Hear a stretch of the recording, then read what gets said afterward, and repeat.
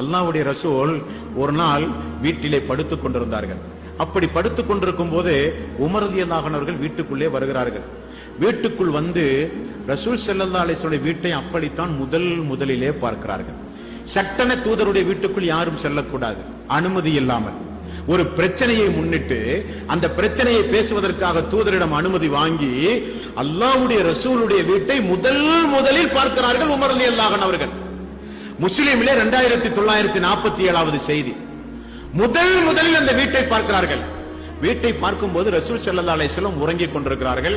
தலைக்கு மேல் ஒரு தண்ணீர் பை தொங்கப்பட்டுக் கொண்டிருக்கின்றது. ரசூல் ஸல்லல்லாஹு அலைஹி வஸல்லம் அவர்கள் படுத்துக் கொண்டிருக்கிறார்கள்.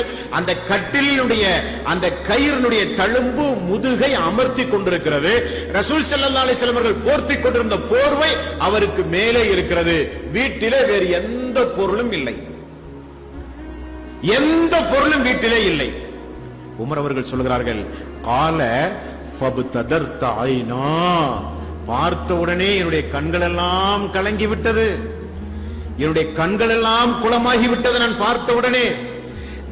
பார்த்த உடனே கண்கள் எல்லாம் குளமாகி எனது தொண்டை இறுக்கமாகி அழுகுற சப்தம் வெளியே வந்தது. கால யா உப்கீக யா இப்னுல் ஹத்தாப்.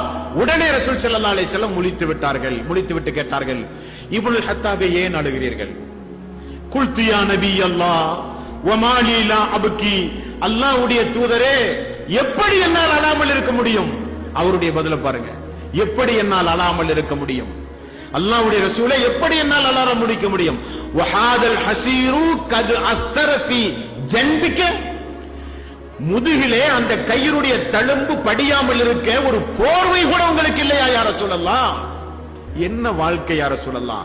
அல்லாஹ்வுடைய ரசூலே, ஒரு போர்வை கூட இல்லையா? வஹாதிஹி ஹிஸானத்துக லா அரா ஃபீஹா இல்லா மா அரா. நான் பார்க்கிற பொருள் மட்டும்தான் இந்த வீட்டில் உண்டுமா? வேறு பொருளே உங்களுக்கு இல்லையா யா ரசூலல்லாஹ்? வதாக்க கைஸர் வ கிஸ்ரா ஃபி திமாரி வல் அன்ஹார்.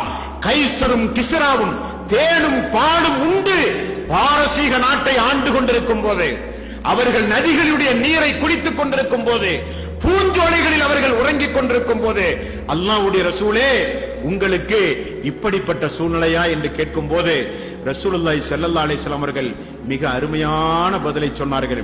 அல்லாஹ்வுடைய ரசூல் சொன்னார்கள், அலா தர்லா அன் தக்கூன லனா ஆகிரத்து வலகும் ஃபித் துன்யா.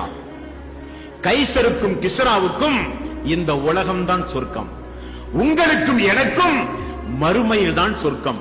அது வேண்டாமா நமக்கு? குல்து பலா யா ரசூலல்லாஹ். ஆம் யா ரசூலல்லாஹ், நமக்கு